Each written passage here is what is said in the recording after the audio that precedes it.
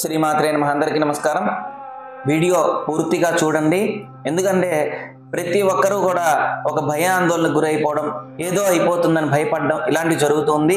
అయితే జాతక చక్రాన్ని పరిశీలించి జాతకంలో ఏ గ్రహం బాగాలేదు, ఏ గ్రహం బాగుంది అన్ని విధాలుగా తెలియజేయడం జరిగింది. మరి ఈ వీడియో కొద్దిగా ఎక్కువ ఉన్నప్పటికీ కూడా పూర్తిగా చూడండి. చూసి ఏ గ్రహం బాగాలేదు ఆ గ్రహాన్ని తగ్గట్టుగా మీరు పరిహారం చేసుకొని మీరే చదువుకుంటుంటే కనుక ఖచ్చితంగా కూడా ఎటువంటి సమస్య అయినా నివృత్తి కలుగుతుంది. దయచేసి అందరూ వీడియో కూడా పూర్తిగా చూడండి. ఓం శ్రీ దత్తాత్రేయ నమః. సర్వమంగళ మాంగళ్యే శివే సర్వార్థ సాధకే శరణ్యే త్ర్యంబకే దేవి నారాయణ నమస్తే. అందరికీ నమస్కారం. నేను మీ సాయి శర్మ దత్తానంద. ఈరోజు మనం తెలుసుకునేది వృశ్చిక రాశి వారికి ఆగస్టు మాసంలో అంటే శ్రావణ మాసంలో ఎలా ఉండబోతుంది. జాతకాన్ని మనం పరిశీలించినప్పుడు జాతకరీత్యా గోచారరీత్యా ఉంటాయన్నమాట. ఒకవేళ డేట్ ఆఫ్ బర్త్ ఉండి జాతకం చూసినప్పుడు జాతక పరంగా డేట్ ఆఫ్ బర్త్ తీసుకొని జాతక చక్రం వేసి జాతక నక్షత్రం, జన్మ నక్షత్రం, జన్మ రాశి, జన్మ లగ్నం ఇవన్నీ కూడా తెలుసుకుంటే ఒక ప్రభావం ఉంటే మన అందరితో పాటుగా ఒకవేళ మనది కనుక వృశ్చిక రాశి అయితే అందరితో పాటుగా ఉండే జాతకాన్ని గోచార రీత్యా అంటారు. ఈ గోచార పరంగా మనం ఇప్పుడు చూసుకుంటే కనుక గోచార రీత్యా ఏం జరుగుతుంది వృశ్చిక రాశి వారికి.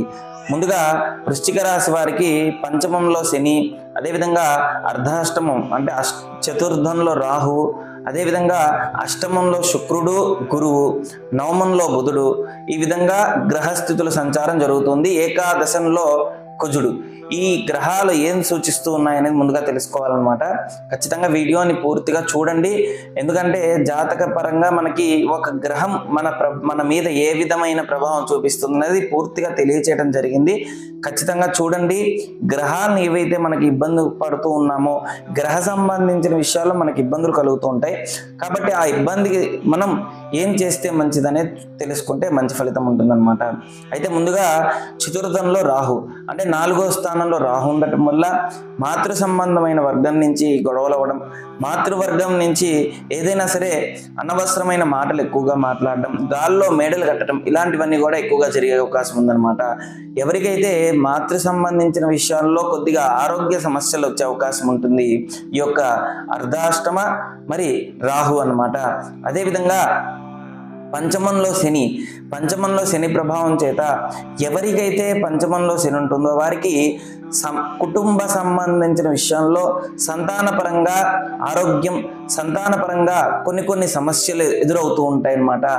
ఏదైనా సరే పంచమ స్థానంలో శని ప్రభావం చేత పిల్లలకి ఆరోగ్య సమస్యలు రావడం కానీ లేదంటే ఆరోగ్య సంబంధించిన విషయాల్లో ఎక్కువగా కూడా ప్రభావం చూపించడం కానీ, లేదంటే చిన్నపిల్లలు ఒకప్పుడు మంచి స్పీడ్గా ఉన్నా ఇక నుంచి కొద్దిగా ఆలస్యం అవ్వటం, నిదానంగా అన్ని పనులు కూడా నిదానంగా ఉండటం జరుగుతూ ఉంటుందన్నమాట.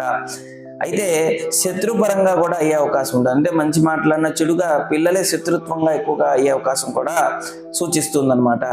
అదేవిధంగా మనకి అష్టమం 8వ స్థానంలో చూసుకుంటే శుక్రుడు గురువు కలయికతో ఉంది. కాబట్టి ఈ 8వ స్థానంలో శుక్రుడు గురువు కలయికతో ఉండటం వల్ల మనకి ఆయుష్య స్థానం ఎక్కువగా కూడా ఈ యొక్క సూచిస్తూ ఉంటుందన్నమాట. మనకి ఆరోగ్యం బాగుండాలన్నా, అదేవిధంగా మంచి ఆయుష్ ఉండాలన్నా, ఏ పని చేసినా శ్రద్ధ కలగాలన్నా, మనకి ఏదైనా సరే పూర్వజన్మ సంబంధించిన ప్రాప్తించాలన్నా అష్టమ స్థానం చూస్తారనమాట. ఈ అష్టమ స్థానంలో శుక్రుడు గురువు కలయికతో ఉండటం వల్ల కొన్ని శుభ ఫలితాలు, కొన్ని అశుభ ఫలితాలు వస్తూ ఉంటాయి అన్నమాట. అంటే ఏ పనైనా సరే స్త్రీ మూలకంగా కొద్దిగా ధన నష్టం కలుగుతుంది, ధన సంపాదనలో కొద్దిగా ఆటంకాలు కలుగుతూ ఉంటాయి, వ్యాపార పరంగా కొద్దిగా సమస్యలు కలుగుతూ ఉంటాయి అన్నమాట. అదేవిధంగా గురువు ఉండటం వల్ల ఎవరైతే విద్యార్థులు ఉన్నారో విద్యాపరంగా అన్నింటిలో కూడా రాణించగలుగుతారు. వృశ్చిక రాశి వారు విద్యాపరంగా అనుకూలత సూచిస్తూ ఉంది. విద్యా సంబంధించిన విషయాలన్నింటిలో కూడా ఖచ్చితంగా మంచి ఉత్తీర్ణత సాధించగలుగుతారనమాట. అదేవిధంగా ఏకాదశ స్థానంలో మరి కుజగ్రహ సంచారం జరుగుతూ ఉంటుంది. ఏకాదశం అనేది 11వ స్థానం. ఈ 11వ స్థానంలో కుజుడు ఉండటం వల్ల మంచి ఫలితం ఉంటుంది. క్రోధము, ఆవేశము ఇవన్నీ కూడా కంట్రోల్లో ఉంటే కనుక మంచి స్థితి కలుగుతుందన్నమాట. మంచి అవకాశాలు లభిస్తాయి. వ్యాపారం 9వ స్థానంలో ఎప్పుడైతే అంటే 9వ స్థానంలో మరి భాగ్యస్థానంలో ఎప్పుడైతే బుధగ్రహ సంచారం జరుగుతుందో, బుధుడు ఉద్యోగకారకుడు, వ్యాపారకారకుడు. అయితే మనకు అదే విధంగా లాభస్థానంలో కుజుడు ఉండటం వల్ల మనకి వ్యాపార పరంగా కానీ ఉద్యోగ పరంగా కానీ మంచి లాభాలు చేకూరుతాయి, మంచి ప్రమోషన్లు వస్తాయి. ఇవన్నీ కూడా ఎప్పుడు జరుగుతాయంటే మన జాతకరీత్యా ఎప్పుడైతే గోచార పరంగా అన్ని అనుకూలంగా ఉన్నప్పుడు ఈ యొక్క ప్రభావం ఉంటుంది. కాబట్టి ఇది సరైన సమయం. వీరికి ఈ ఆగస్టు మాసంలో మంచి యోగం సూచిస్తుందన్నమాట.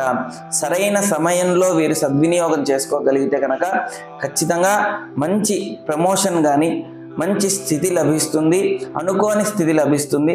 ఇప్పటి వరకు వీరు ఎన్నో ఊహించుకున్నవన్నీ కూడా పక్కకు పెట్టి అంతకన్నా అత్యుత్తమైన స్థానం వచ్చే అవకాశం ఉంది. కాబట్టి దాన్ని సద్వినియోగం చేసుకోవాలి.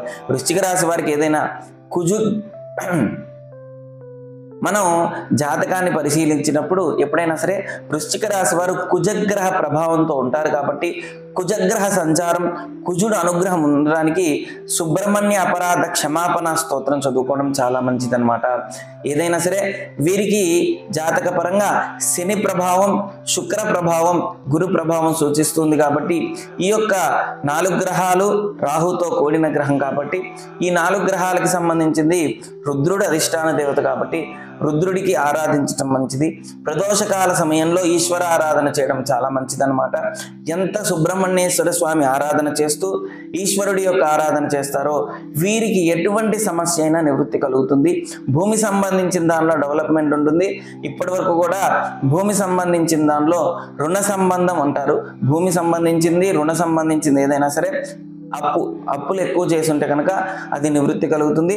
అదేవిధంగా భూమి సంబంధించింది సంపాదన బాగా పెరుగుతుంది. రియల్ ఎస్టేట్ వర్గంలో మంచి సంపాదన పెరుగుతుంది అన్నమాట.